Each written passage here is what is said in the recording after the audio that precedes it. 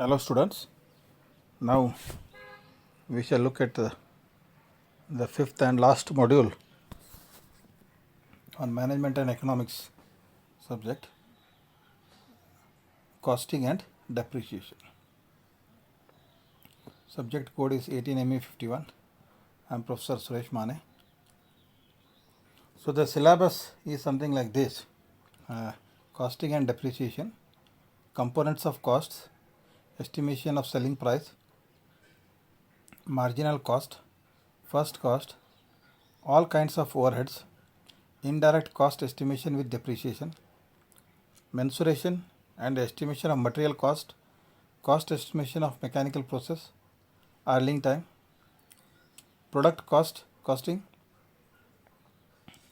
approaches of product costing, causes of depreciation, methods of computing depreciation charges, that is straight line method, declining balance method, sum of years method, sinking fund method, service output method. Then lastly we will see taxation concepts, personal taxes, corporate income taxes, and some numericals. So here you get numericals basically on the cost estimation of mechanical process is what I have seen. Regularly you get those kind of problem.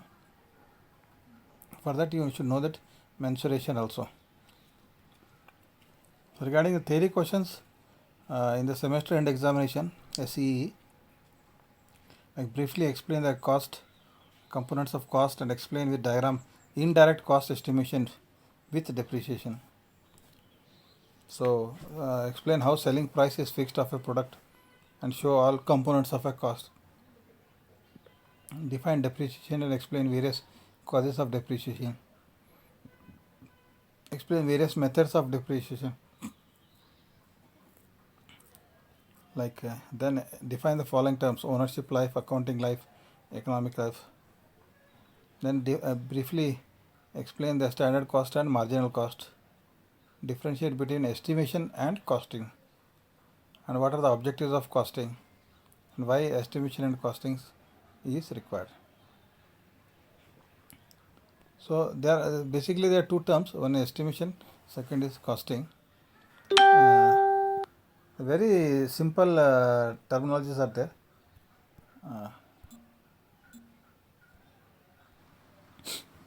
We'll look at costing first.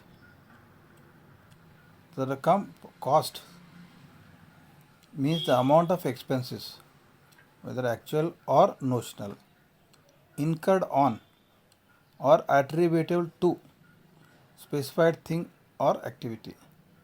See, first you should understand there are two things. One is product or a service. Okay, and then expenses also can be actual expenses or notional expenses. So in engineering, suppose you work in a factory or you open up your own industry, then you need to make the costing of the final product. Take any example. You take, like, you are all fond of automobiles, so you are making one automobile component. Let us say you are making one crankshaft of machining of the crankshaft of automobile. So you have got a machining facility. Okay. Then now you have to make out the cost for machining. Okay. And that is why I was telling you should have idea about mensuration, area, surface area, volume. This information you should be having. Then only you will be able to come out at the cost. Okay. And now, as per Institute of Cost and Work Accounts, ICWA, India, cost is measurement in monetary terms. Monetary means money terms, of the amount of resources used for the purpose of production of goods or rendering services. As discussed earlier, goods means item is produced. Service means, like, education is a service. We are not producing anything. We are rendering services. Okay. Insurance is a service. Banking is a service. Production of goods means you are manufacturing something, casting, you are doing machining, forging. These are all production of goods. So cost is measurement in monetary terms of the amount of resources used for the purpose of production of goods or rendering services. To get the results, we make efforts. Efforts constitute cost of getting the results. It can be expressed in terms of money. It means the amount of expenses incurred on or attributable to some specific thing or activity. The term cost is used in this very form. In reference to production or manufacturing of goods and services, cost refers to sum total of the value of resources used like raw material and labor and expenses incurred in producing or manufacturing of given activity. So we are talking about machining of a crankshaft. Then there is material also involved and there is labor also involved in machining this. So when we are producing or manufacturing goods, then the total value of the resources used like raw material and labor and the expense incurred in producing is known as cost.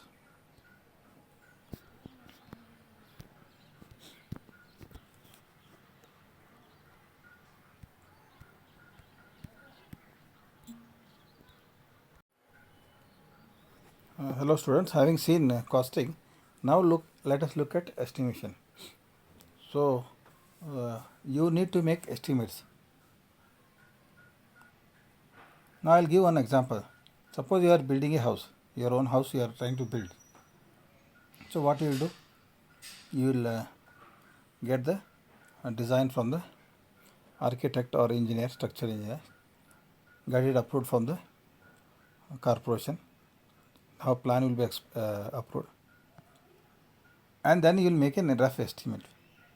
So what is the right from the starting process, like drawing the line out of the plan, then excavation of the pits, okay, then footing, removal of the material, then UCR work or concreting of the columns, then linking with beams.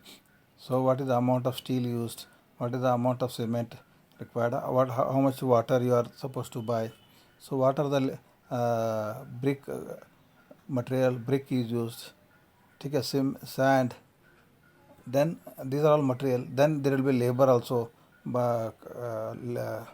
excavation labor, then concreting labor, then mason, plastering labor, carpenter, electrician, plumber.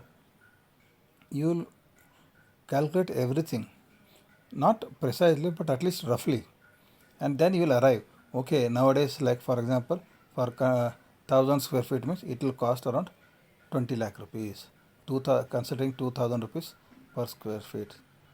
So you have not built the house, but before building the house you want to know how much it will cost you to build the house. So this projection what we do, this is known as estimation. Okay. Estimation is the assessment of the total cost in manufacturing a product even before it is manufactured. Same thing applies. Suppose you take the connecting rod on the or crankshaft. So what is the material, raw material required, then what is the forging you are doing, then what are the machining operations, what are the inspection, any heat treatment is required. So all this processes you are going to assess, then that is known as estimation. Estimation is the assessment of the total cost in manufacturing a product even before it is manufactured. One must have a sound knowledge of material, labor, processing cost, quality and quantity of material required, selection of manufacturing method, manufacturing time required, etc. in order to do proper estimation. See, as an estimation engineer, you should know what is the type of material you are going to use, what is the labor, what is the machines you are going to use, what is the cost of processing, then quality and quantity of material required, then what is the manufacturing process, because different processes have got different characteristics and different costs involved, then what is the time required. So all these things should be known by a proper engineer to estimate this. The engineer must be able to state probably cost at the stage when only sketch plans are drawn. When, as I was telling in case of house, only when the plan is drawn, that time only we should be able to tell, say 1000 square feet means it will cost so much, 2000 means it will, square feet means it will cost so much.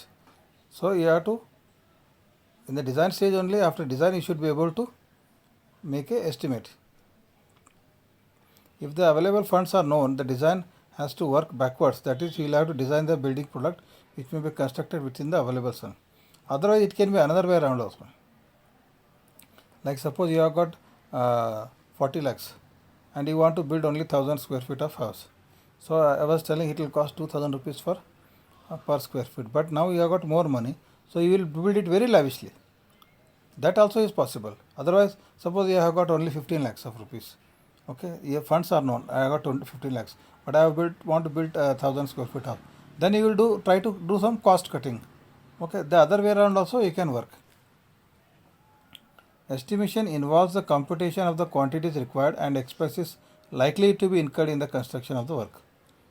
Okay, for say the thumb rule 1000 square feet of house with 2 bedroom and hall kitchen. So what is the amount of cement required? What is the amount of steel required? What is the amount of bricks required? Sand required? Everything can be estimated in advance. The amount estimated should be sufficient to cover the probable expenditure of the work without revision by reason of minor unanticipated contingencies, but should not be so excessive as to permit extravagance in execution. So, as I was telling, the estimation should be proper. There should be no extravagance. I mean, lavishly you can't do anything, because ultimately economics play a big role. Okay, I think you have heard now Harley Davidson has left India. It was operating in India for so many years, but now because they could not sustain themselves viably, they are back from India. So estimation is very important.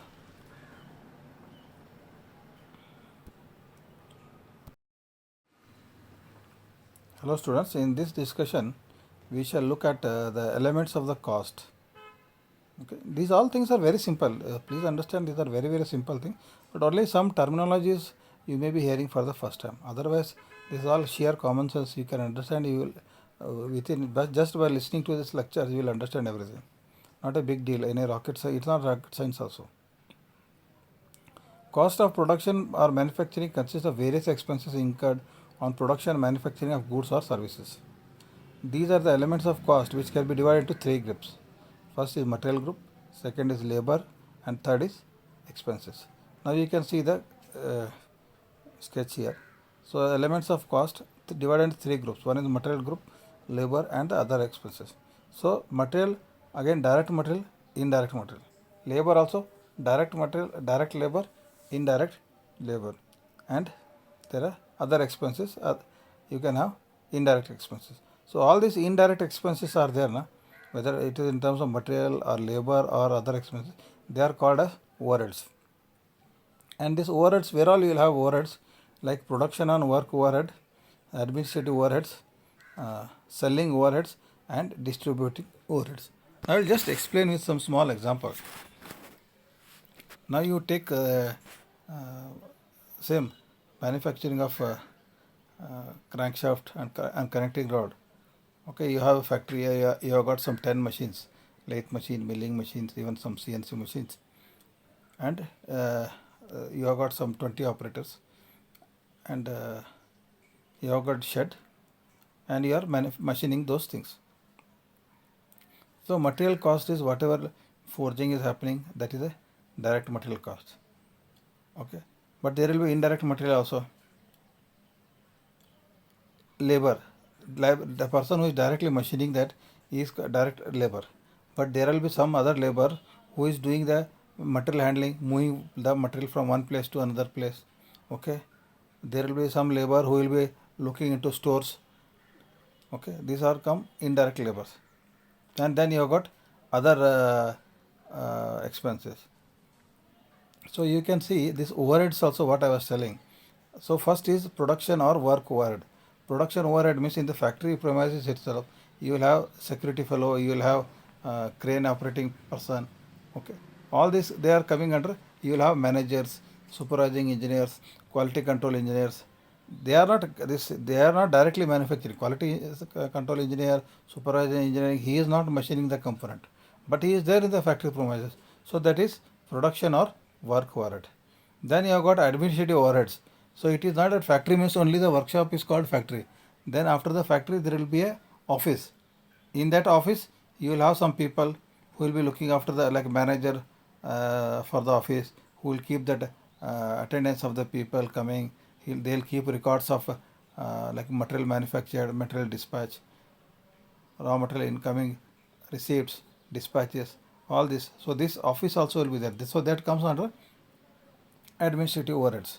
And third is selling overheads. Selling overheads means, see, whatever we manufacture, it is not that whatever we manufacture goes on it to the market. No. Please understand, you watch TV, you get every serial, every movie what you watch, so many advertisements are coming. So these advertisements are not free, boss. Every advertisement of 5-10 seconds, it costs lakhs of rupees. So there will be people who make these advertisements. You have seen sales people who go to from one shop to shop, house to house. People are coming to sell. So even the company has to keep some people to do the selling operations. So that is called as selling overheads. And then you have got distribution overhead. Distribution means, see, suppose your plant is located in Karwar or in Madgaon. It doesn't mean that people who are in Gujarat, Maharashtra, Tamil Nadu and all, they'll come to your place and pick up. No. Then you should have distribution channel so that you can distribute to those places, and then it goes to the consumers or wholesalers. So you should have distribution over their offices also. So you have seen all these big companies, they have got offices in various places. So these all constitute distribution overheads. So these are all the elements of the cost. The basic elements are material, labor and other expenses. And for all this material, labor and other expenses, you have got direct cost as well as indirect cost. And all these indirect costs are called as the overheads. And the overheads start from factory overhead or works overhead, then administrative overhead, third is selling overhead, and then the distribution overheads. So whatever the material is used, that is known as direct material. But there are some indirect materials also which are required. So like consumables, stores, oil, cotton waste, printing, stationery, these are all the indirect materials. And labor also, there is direct labor as well as indirect labor. Direct labor means directly who is manufacturing, but on the manufacturer above that there will be quality control engineer, there will be some shop floor engineers, there will be timekeepers, there will be storekeepers. Okay, they all come under indirect labor because they are not directly manufacturing. And then come expenses. Expenses also, there are two expenses. One is direct, another is indirect. So indirect, all expenses will come in the form of overheads. And there are direct expenses like you hire a special machinery, some design, molds, pattern, or you are paying some fees to the use the services of architects, surveyors, other consultants. Okay, these are called as direct expenses. And then indirect expenses are where you cannot directly allocate to the material. That is called as indirect expenses. So total indirect expense is indirect cost minus indirect material minus indirect labor. Indirect expenses are treated as a part of overheads. Rents, like rent you have to pay for the building, rates of taxes of the building, house tax, that you have to pay tax for the building, repair and insurance and depreciation of fixed assets are examples of indirect expenses. Your machine, whatever you are using, that has to be repaired. You have to do some insurance for your building and machines. Okay, these all come under indirect expenses.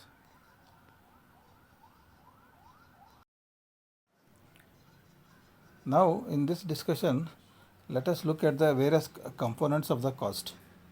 Okay, totally we will see four components. One is called the prime cost, first one. Second is the factory cost. Third is the office cost. and fourth is the total cost.